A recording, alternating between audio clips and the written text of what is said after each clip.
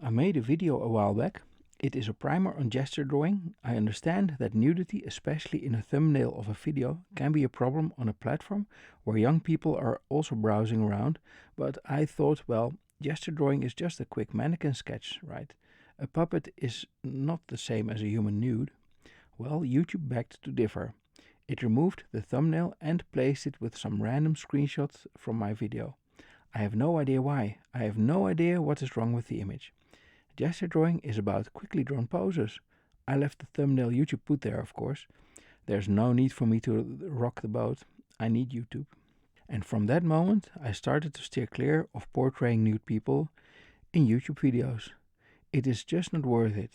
My YouTube channel, or indeed even my website, is about drawing habits, about drawing daily, about drawing a lot. Nudity does not inherently have to be a part of it, necessarily.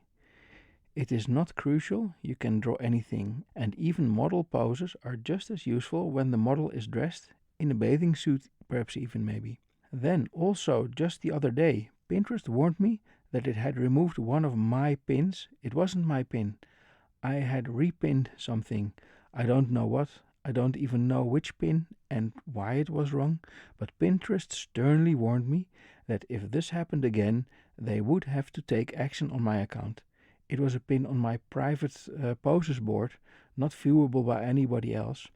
Pinterest is really useful as a platform for gathering reference images, but if it can then punish you randomly for repinning what it later deems to be an offending image, even if you repin it to a private board, and it was an image that I didn't think was offending when I added it to my board, that is scary. I just removed the entire poses board that I had that had these and similar poses.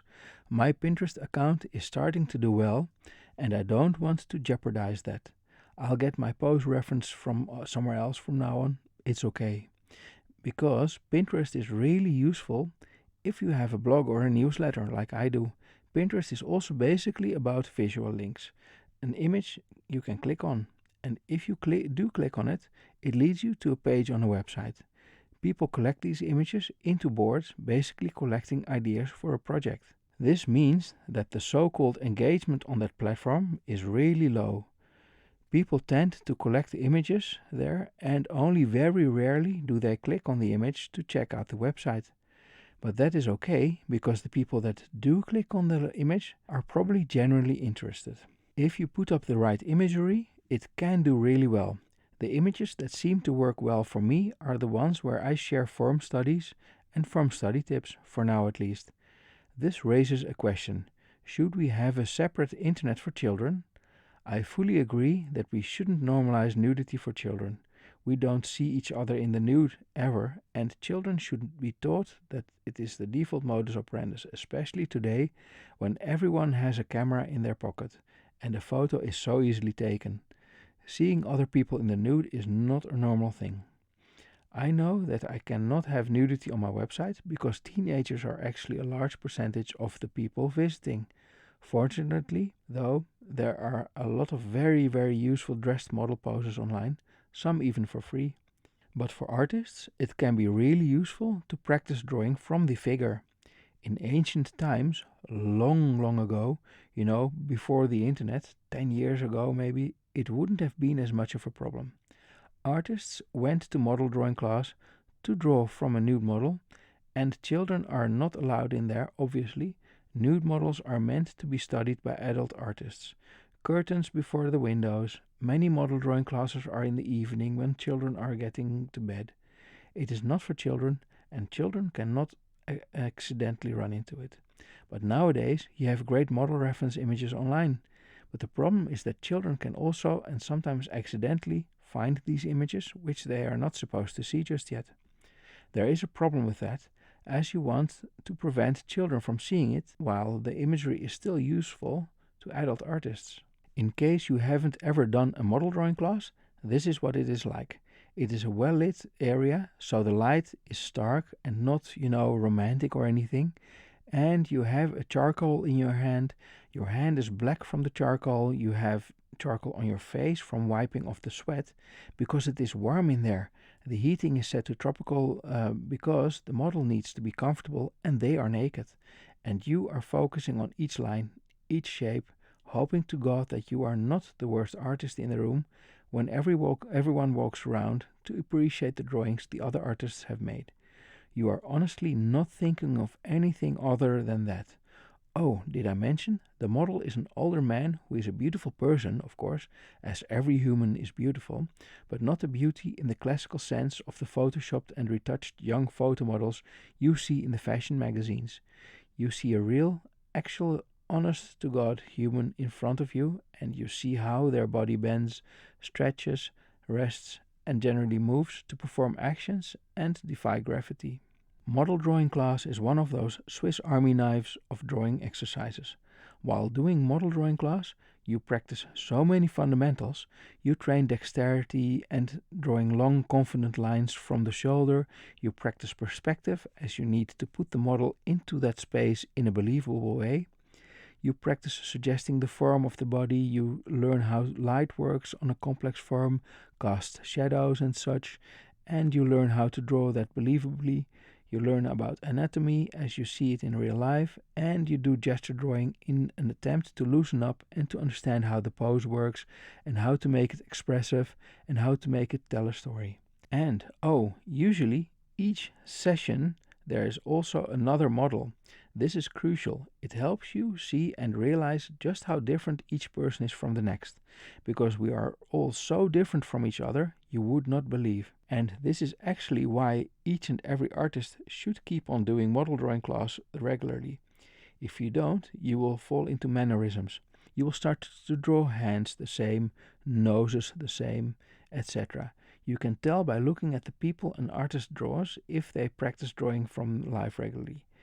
If their humans all look the same, they should consider checking into a live model drawing class again. But for younger artists, fortunately, there are also great free online dressed model poses. There is a problem with having to make things that are all ages appropriate. It means that you leave out things that are not meant to be for children, and that means you cannot present some material that could be very useful to adults. Comics are an example where I see that a lot also. In comics, for commercial reasons, topics have to be child appropriate, and it has to be presented in such a way, through metaphor and such, that a child can understand it too, and that removes the ability to add nuance and to share what an experience is really actually like for an adult to go through. I know that some of you might not like me saying this, but and then a superhero swoops in to save the day is not how adults experience challenges. It is how you introduce a problem to a child and then you say to the child, but don't worry, you are safe, the good guys are stronger, sleep well. It is great if you like such comics, but not being able to discuss topics in any other way is a problem, because a simplification through metaphor removes the opportunity to add relevant detail and nuance to the story. I mean, take this story in itself. I describe how I struggle with nude content that is useful to artists but should not be seen by children. If the story then ends as, and then the superhero swoops in to save the day, that would not quite ring true, right? All ages appropriate often really just means that it is suitable for children, and yes, some adults might like it too, but it becomes a problem if we can't make things that are meant specifically for adults anymore. Comics, or sequential art as I like to call it, is about telling stories through ordered sequences of images and text. This can even be done through paintings in galleries. Stories about wars or things children haven't experienced yet, like relationships or career problems, should be meant for adults. These stories should not be dumbed down so that children can understand it. These are not meant for children. These are stories that are for adults.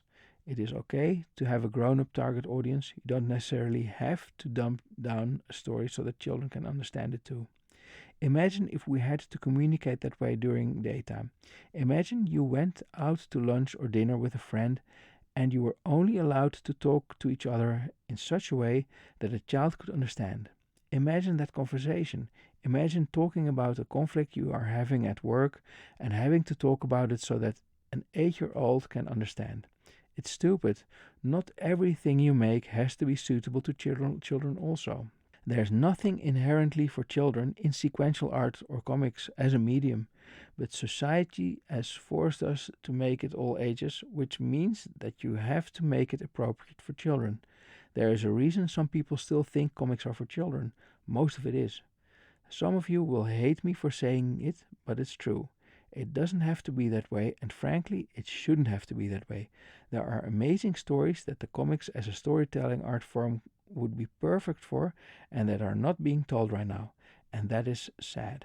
And this poses a problem. Sequential art is a beautiful, unique, wonderful, amazing medium for telling stories. How did we arrive at a place where we forced ourselves to only tell child appropriate all ages stories in that medium? Literature doesn't have that problem. You have young adult literature and you have literature for grown ups. Children still aren't allowed in model drawing class sessions, but how do we give artists access to useful model reference online while protecting the innocent eyes of children? Does the internet have to be the same for children and adults? One solution, but this would have to be accepted worldwide, would be to create a meta tag in the header of web pages, one that says, "This page is not safe for children." Parents can then configure their devices so that children could not see the page. But that begs the question, what is safe for children?